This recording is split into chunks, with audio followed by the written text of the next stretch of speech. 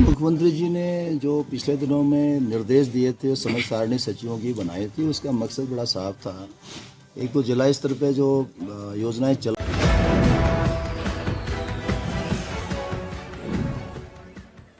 सरोवर नगरी नैनीताल क्लब में उत्तराखंड सरकार के सचिव पेयजल परिवहन वरिष्ठ स्टाफ ऑफिसर मुख्य सचिव अरविंद सिंह हियाकी, जिला योजना राज्य सेक्टर केंद्र शोषित बाह्य सहायतित विकास योजना की प्रगति और जिला योजना में आवंटित बजट को 100% खर्च करने के संबंध में अधिकारियों की बैठक ली। बैठक के दौरान श्री हयाकी ने कहा कि विकास कार्यों पर गुणवत्ता में कमी पाए जाने पर संबंधित विभाग के खिलाफ अनुशासनात्मक कार्रवाई की जाएगी। बैठक में वन विभागाधिकारी, क्रीड़ा अधिकारी, उरेडा अधिकारियों के अनुपस्थित रहने पर संबंधित के खिलाफ कार्रवाई के निर्देश दिए गए। जिला योजना के अवशेष विकास कार्यों को पूर्ण करने के साथ ही जिला योजना की धनराशि को 100% समय अवधि में व्यय करना सुनिश्चित करें। सचिव ने बैठक में उपस्थित सभी अधिकारियों को निर्देश दिए कि जिला नियोजन समिति ने जब समय आपकी स्कीम को स्वीकृति प्रदान कर धनराशि अवमुक्त कर दी है,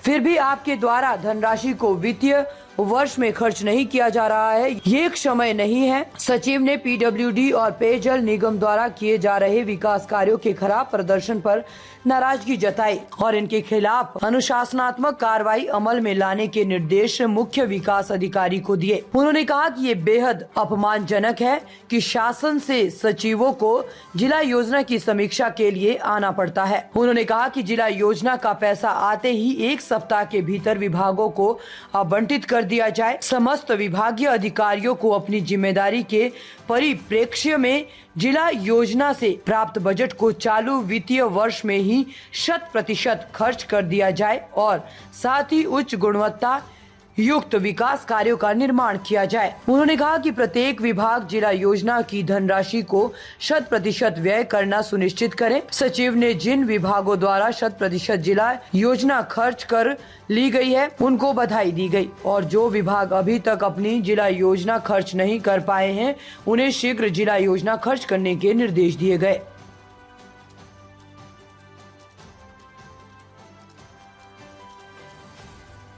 भी दिए गए हैं और जो जिला योजना या राज्य योजना है उसमें काम में डिले में कई विभागों में दिखा है, तो उसको लेके क्या कहा गया है?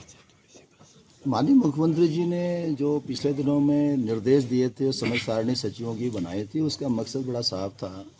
एक तो जिला स्तर पे जो योजनाएं चल रही हैं वो सही तरीके से चल रही हैं, नहीं चल रही हैं, उसका एक मॉनिटरिंग हो जाती है। दूसरा ये भी कि स्थानीय स्तर पे जो इम्प्लीमेंटिंग एजेंसीज हैं उनकी क्या दिक्कतें हैं, उनके इम्प्लीमेंटेशन में क्या उनके अच्छे सुझाव भी आ सकते हैं या उनकी कठिनाई भी हो सकती हैं। उन कठिनाइयों का भी आकलन किया जाए, उनके अच्छे सुझाव भी लाए जाएं ताकि राज्य स्तर पर बड़ी पॉलिसी लेवल में कोई चेंजेस की आवश्यकता होगी तो उन प्रोग्राम्स को उसी हिसाब से मॉडिफाई किया जाए। उसी कड़ी में हर सचिव को हर जिले आवंटित किए गए, कौन से जिले में कौन सा सचिव कब जाएगा। तो मेरा यहाँ नैनीताल इस महीने अलॉटेड था। रही बात जो समीक्षा हुई थी, अभी जिला योजना भी देखी गई और बाकी स्कीमों को भी देखा गया, इंपॉर्टेंट प्रोजेक्ट देखे गए। जहाँ थोड़ा स्लो प्रोग्रेस है उनको कहा गया है कि अपना टाइम से कार्रवाई करें, अदरवाइज़ हम उनके खिलाफ अनुशासनिक कार्रवाई भी रिकमेंड कर सकते हैं। और जहाँ पे स्कीम्स के बारे में उन्होंने कई अच्छे सुझाव भी दिए जो प्रोक्योरमेंट रिलेटेड होंगे या पॉलिसी के नॉर्म्स को रिलेटेड होंगे या कोऑर्डिनेशन, इंटर डिपार्टमेंटल कोऑर्डिनेशन के इश्यूज़ हैं, वो भी फ्लैग हुए हैं। तो हम भी अब यथास्थान कॉम्पिटेंट लेवल में शासन से उठाएंगे, उनमें फिर तो जो सुधारात्मक कार्रवाई होनी है उसको कराया जाए। कई अधिकारी भी बैठक में नहीं आए तो उनको लेके हाँ, उनके खिलाफ भी निश्चित रूप से उनके खिलाफ भी संबंधित जो उनके नियंत्रक प्राधिकारी हैं उनको हम लोग सूचित करेंगे कि उनका जवाब तलब करें और जो यथोचित जो उनका दंडनीय कार्रवाई होनी चाहिए वो की जाए। एक सर जेजीएम में जो इस तरह के काम हो रहे हैं पहाड़ में, वो डिले हो रहे हैं, काफ़ी उनमें देरी है। और दूसरा, ऐसी जगहों से वो कनेक्शन लग रहे हैं जहां पानी का स्कूप अब धीरे धीरे कम हो रहा है।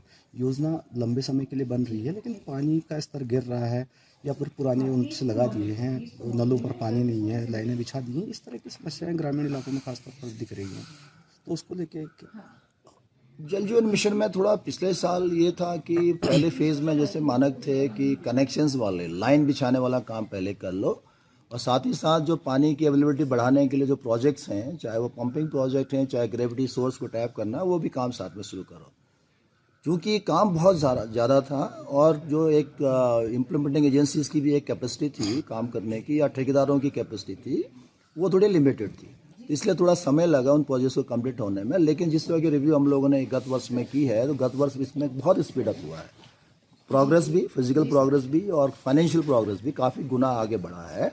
और अभी भी हम लोग जो समीक्षा कर रहे हैं, कोशिश ये कर रहे हैं कि मार्च तक अधिकांश योजनाएं पूरी हो जाएं। तो जब योजनाएं पूरी हो जाएंगी तब पानी की अवेलेबिलिटी पाइप्स में या घरों में टेल एंड तक अच्छी दिखाई देगी। दूसरी बात जो आपने कही थी कि हाँ, कई जगह ऐसे सोर्स भी प्लान करते समय उन्होंने चिन्हित किए जहाँ पे अब धीरे धीरे पानी या डिप्लीट हो रहा है या पानी कम पड़ रहा है। ये जरूर विभागों को कहा गया है कि ऐसी योजनाएं हैं तो उनको अब कहाँ से सप्लीमेंट किया जा सकता है, उसको अभी तत्काल चिन्हित करते हुए उसको एक सप्लीमेंट्री स्कीम बना लें। सर, परिवहन विभाग इस बार खुशी लेके आया है क्योंकि अमूमन सैलरी और उसका संकट होता था। इस बार 56 लाख का आपका प्रॉफिट भी हुआ है, तो किस तरह हो पाया ये और आगे किस तरह का मकसद रहेगा अब इसको आगे बढ़ाने के लिए?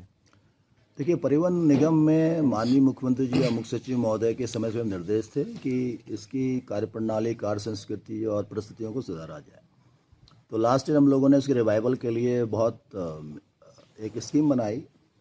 उसमें कई एस्पेक्ट्स हैं जिसमें हम लोगों ने सबसे पहले तो कर्मचारियों का मनोबल ऊंचा होना चाहिए। कर्मचारी मेहनत से काम करेगा, सिंसियरली काम करेगा, तभी वो रिजल्ट देख पाएगा। तो वो मेहनत और लॉयल्टी कैसे आएगी, सिंसियरिटी कैसे आएगी, वो तब होगा जब उनके सैलरी समय से मिले, उनके पेंशनरी बेनिफिट समय से मिले। तो 3-4 सालों से अगर जिनके पेंशनरी बेनिफिट्स भी नहीं मिले हों, माहौल इस तरह का हो या सैलरी में 3-3, 4-4 महीने का विलम्ब हो रहा हो, तो वो किस मोरल उसका क्या होगा काम करने में। तो शासन ने मदद करी, फाइनेंशियल हेल्प किया, उनके ड्यूज़ सारे निकाले गए, उनकी तनख्वाह भी टाइम से देनी शुरू की गई। तो उनको फिर कहा गया कि अब आप इस लाइन में काम करिए। टेक्नोलॉजी का यूज़ किया गया। टेक्नोलॉजी में हम लोगों ने बसेज़ वगैरह में CCTV कैमरे लगाए, बसेज़ वगैरह में फ्यूल रॉड लगाए, बसेज़ वगैरह जिससे पता ही चलने लगा कि आप अंदर कितने लोग बैठे हुए हैं, कितने टिकट कट रहे हैं। सेंट्रली कंट्रोल किया जाने लगा कि गाड़ी समय से जा रही है, पहुंच रही है, नहीं पहुंच रही है। तो गाड़ियों की जो एवरेज रिटर्न है ना उसका, वो बढ़ गया अचानक। फ्यूल रॉड वगैरह से टेस्टिंग होने लगी तो उससे अचानक उसकी फ्यूल की औसत बढ़ने लगी। ऐसे ही हम लोगों ने CC कैमरे लगाए तो सेंस ऑफ सिक्योरिटी बढ़ गई, क्योंकि हम देख रहे हैं कि गाड़ी बस के अंदर सिक्योरिटी के एंगल से, खासतौर से महिलाओं के एंगल से, वो सुरक्षित भावना विकसित हुई। तो हमारी जो ऑक्यूपेंसी है, जो वहाँ यात्री हैं, वो उनकी संख्या बढ़ने लगी। तीसरी चीज़ ये है कि हम लोगों ने जो गाड़ियाँ हैं वो संख्या बढ़ाई, और गाड़ियाँ जो संख्या बढ़ाई हम अपना खरीद नहीं सकते थे, लोन लेके खरीदना पड़ता है। तो हम लोगों ने अनुबंधित जो बसें हैं, खासतौर से जो अच्छे रूट्स हैं दिल्ली वगैरह जहाँ पे ज़्यादा यात्री मिलते हैं, हमने अनुबंधित बसों को बढ़ाया, अच्छी बसें ले आए। हम लोगों ने CNG बेस्ड बसें ली, जिससे लोगों की जो हमारे गाड़ियों से चलने वाली संख्या वो बढ़ी। तो प्रोपोर्शनेटली हमें हमारी इनकम बढ़ेगी, हम पे लोगों का विश्वास ज़्यादा बढ़ा। तो हम लोगों ने फिर जो डीजल बेस्ड बसों में ज़्यादा खर्चा होता था उसको हम CNG बेस्ड बसों को अनुबंधित करने लगे। तो हमारा डीजल पे जो एक्स्ट्रा खर्चा होता है वो हमने सेविंग करी। कुल मिला के कर्मचारियों का मेहनत, टेक्नोलॉजी का उपयोग, एडमिनिस्ट्रेटिव अच्छे डिसीजन और सरकार का प्रेरणा, इनके परिणाम रहा कि पिछले साल हम लोग पहली दफ़ा 29 करोड़ के आसपास हम लोग वो प्रॉफिट ले पाए थे। इस साल अभी तक जितना और प्रॉफिट हुआ है, कुल मिला के हम लोग 56 करोड़ का फ़ायदा इस बार हुआ है पिछले 1.5-2 सालों में, और आगे मार्च तक आते हो तो थोड़ा स्थिति और बेहतर होगी। ताज़ा खबरों से जुड़े रहने के लिए हमारे चैनल को सब्सक्राइब करें और बेल आइकन को दबाना ना भूलें, ताकि हर खबर की नोटिफिकेशन आपको मिलती रहे।